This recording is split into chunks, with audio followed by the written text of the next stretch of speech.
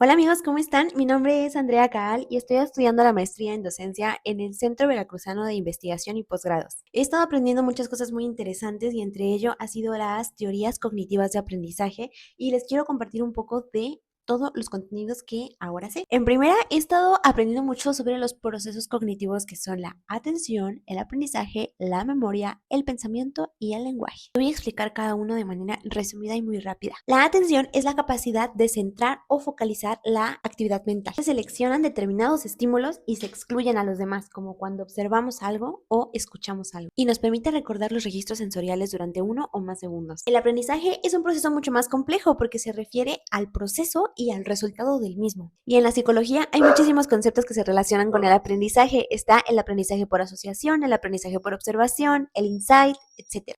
Por otro lado, la memoria es la capacidad de recordar aquello que hemos experimentado, escuchado, visto, etc. Existe la memoria procedimental, que es la que nos permite recordar procesos, como atar unas agujetas. La memoria episódica, que recuerda momentos que han sido significativos por alguna razón. O la memoria semántica, que retiene ideas, conceptos, teorías, etc. También tenemos el concepto de memoria emocional y, por supuesto, la famosa memoria a largo o corto plazo. Otro proceso cognitivo importante es el pensamiento, el cual es el proceso mediante el cual utilizamos la información y el conocimiento. Y por último tenemos al lenguaje, pues resulta que todos los procesos cognitivos se necesitan entre sí y necesitan comunicarse para poder funcionar.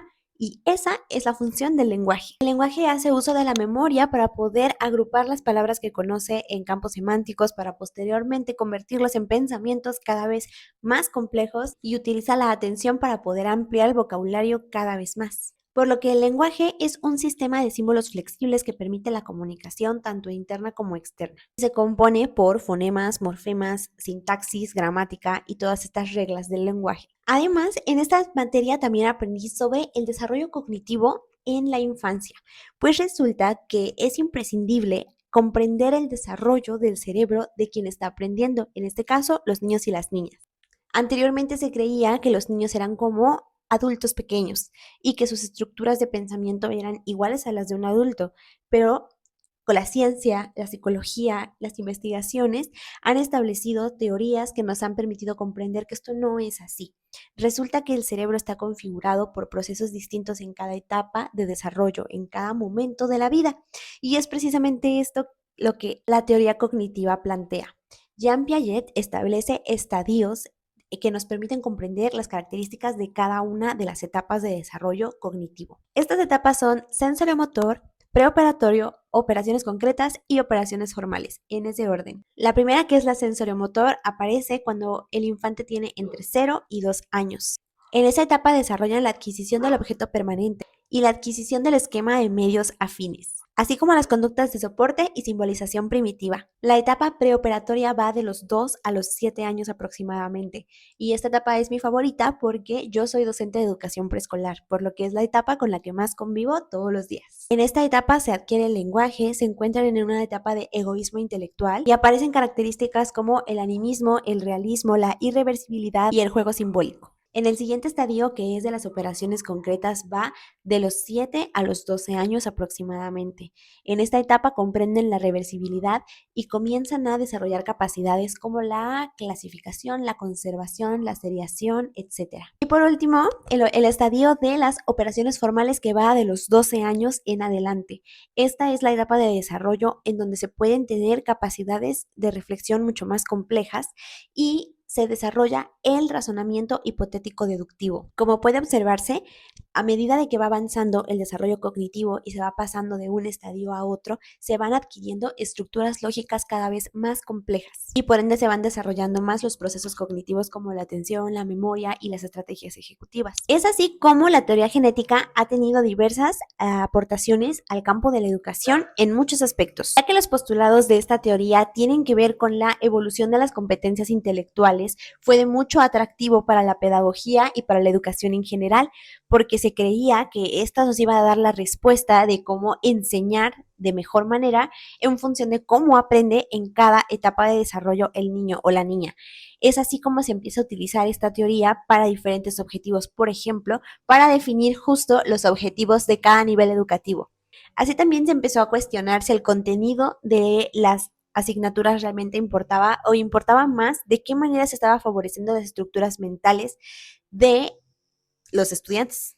Así también se creyó que esta teoría podía ayudar a reinventar la evaluación, de modo que no se evaluara qué tanto memorizaba el alumno, sino que se evaluara realmente qué tanto se favorecieron las estructuras mentales del alumno en cuanto al estadio en el que se encuentra, a la etapa de desarrollo en la que se encontraba. Sin embargo, para poder desarrollar esta evaluación de manera efectiva, se necesitaba de un conocimiento demasiado específico, sobre todo del método clínico, y eso representó un problema. Por otro lado, se utiliza la teoría genética para poder seleccionar los contenidos más apropiados para cada nivel educativo en función de su nivel de complejidad. En lo personal, este es el aporte más significativo que ha tenido esta teoría en el campo de la educación, porque efectivamente creo que en la antigüedad se intentaba que los niños y niñas aprendieran cosas que estaban demasiado elevadas para su nivel de desarrollo.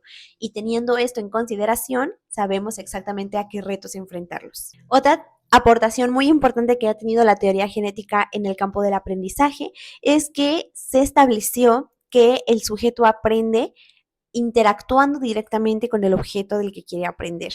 Esto me parece algo bellísimo de mencionar porque tan solo en el nivel educativo en el que yo ejerzo, que es preescolar, es algo fundamental porque obviamente tratamos de que los niños y niñas experimenten de manera auténtica y real con aquello que nos interesa que aprendan. La teoría genética ha sido fuente de inspiración para muchas metodologías y muchas estrategias docentes que todavía permean hoy en día, incluso con un plan de estudios que tiene un enfoque humanista, aun cuando el enfoque cognitivo y psicológico que fundamenta nuestro plan de estudios, seguimos con muchísimos fundamentos de la teoría genética, como es la construcción de su propio aprendizaje, la creación de ambientes ricos y estimulantes donde los niños y niñas puedan aprender y experimentar por sí mismos, que ellos sean los conductores del proceso de aprendizaje y que nosotros como docentes seamos guías y mediadores y no quienes otorgamos todas las respuestas siempre. Continuamos este recorrido con la teoría de la psicología culturalista de Vygotsky, la cual resalta la importancia del ambiente, de la cultura en el desarrollo del niño, pero no deja de lado que los niños y niñas como seres humanos, como especie, ya nacen con ciertas características que son innatas, pero es el medio en el que se desarrolla la manera en la que los va a potenciar. Para Vygotsky, la educación nace de la socialización. Para él no hay aprendizaje si no es por medio de la interacción social, pues ahí es donde se desarrollan habilidades como el lenguaje, el compartir, el argumentar, por lo que para esta teoría el desarrollo del lenguaje está estrechamente relacionado con el desarrollo de todos los procesos cognitivos también. Para la teoría culturalista, la cultura del sujeto tiene un papel clave y fundamental en el desarrollo cognitivo y en la adquisición de aprendizajes, pues para él el aprendizaje se produce gracias a la interacción entre pares, pero también entre docente y alumno, en el caso de la escuela. De hecho, para esta teoría, la escuela es un reflejo de la comunidad misma, es decir, que no se encuentra aislada del lugar en donde está inmersa, sino que es un reflejo de todo aquello que atañe a la comunidad y a las interacciones que ocurren afuera. Todo eso se refleja en la escuela y debe ser tomado en cuenta para la generación de aprendizajes. Para la teoría culturalista, el ambiente, por lo tanto, es también importantísimo, tanto el ambiente del hogar como el ambiente de la escuela. Hablando específicamente del ambiente de la escuela, toca temas como la ambientación pedagógica, la organización del aula, en donde menciona lo importante de la organización, de un espacio libre, sin distracciones, sin ruido visual, que permita la generación de aprendizajes, que esté limpio y que se respire una atmósfera de confianza, en donde además esté dotado de materiales y espacios de los que los niños y niñas puedan hacer uso, ya sea guiado o libre, pero siempre, siempre, siempre donde haya interacción social. En esta teoría surge el concepto de zona de desarrollo próximo, que es muy interesante porque se trata de la distancia que hay entre el nivel de desarrollo real y el nivel de desarrollo potencial que tiene el alumno y alumna, y que además este espacio se va a disminuir o a reducir, es decir, el potencial se va a alcanzar por medio de la interacción, por medio de los aprendizajes que se construyan en interacción con los demás. A este proceso se le llama andamiaje. Se puede comprender, por lo tanto, que en esta teoría se establece la importancia del trabajo colaborativo o el trabajo en equipo, pues es en estas experiencias de aprendizaje que los niños y niñas aprenden muchas habilidades sociales, cómo tomar decisiones juntos, tomar acuerdos, acuerdos de convivencia también. Se confrontan ideas, opiniones, les obliga a investigar juntos, a trabajar juntos, a buscar un bien común o a lograr un objetivo. Y los docentes entonces pasamos a segundo plano, pues nosotros no somos los protagonistas de esta construcción entre pares, sino que somos solamente una parte más, un ensamblaje más del proceso de enseñanza-aprendizaje que va a guiar y a orientar las interacciones en donde se van a construir los nuevos aprendizajes, las nuevas estructuras mentales y las nuevas capacidades de interacción. Y tenemos el último tema que para mí es mi favorito. Creo que es un ensamblaje de todo lo que acabo de mencionar en este video. Es una conclusión a la que podemos llegar a partir de todas estas teorías y de todos estos postulados que han sido tan importantes para la educación, pero que ahora nos permiten comprender una teoría y un concepto mucho más importante que es el aprendizaje significativo. Pues resulta que nos hemos dado cuenta de que aprender no basta, sino que se requiere que los niños y niñas le encuentren sentido a aquello que aprenden, porque es la única forma de lograr que se interesen y de que realmente se involucren en la construcción de conocimientos. El aprendizaje significativo es intercultural, es activo, cooperativo, es fenómeno social, es situado y es proceso interno, activo y personal. Esto, a mi parecer, además tiene una relación importante con los postulados de la neurociencia, porque ahora se sabe de manera científica y certera que cuando los niños y niñas conectan emocionalmente con lo que están aprendiendo, entonces es cuando realmente se generan estructuras cerebrales que permiten el aprendizaje auténtico.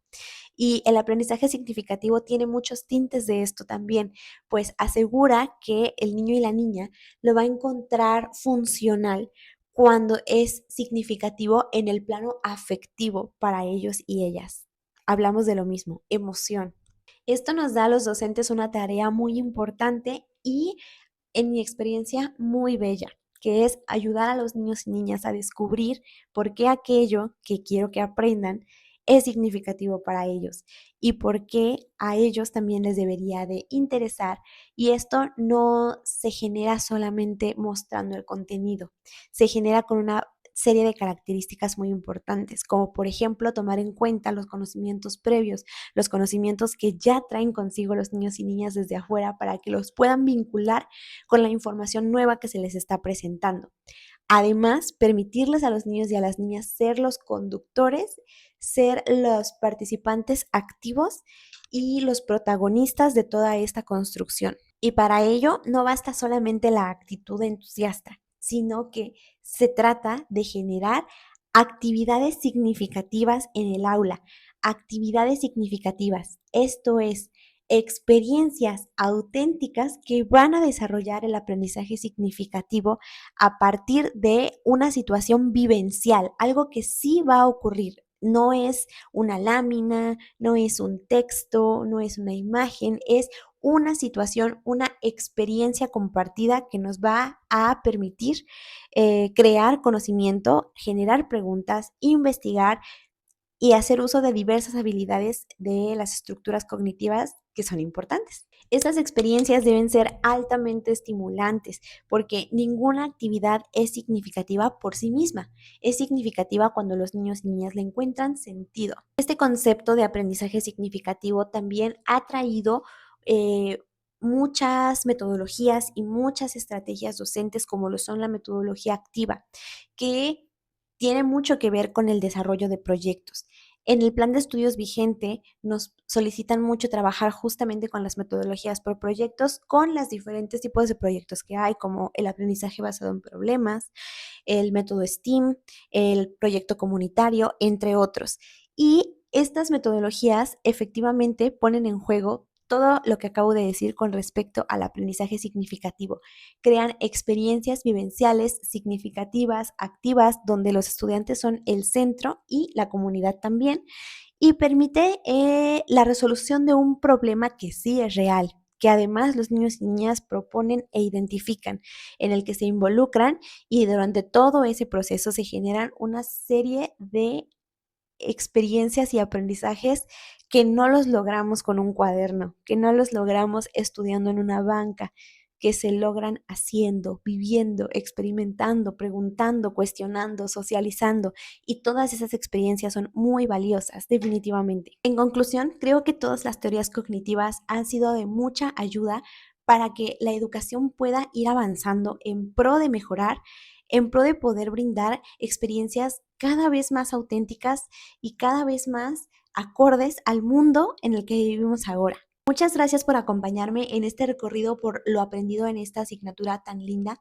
La verdad es que profesionalmente me ha ayudado mucho a darle nombre a aquellos conceptos que a lo mejor tenía, pero no tan claros, a darle sentido y reintencionar mi labor docente.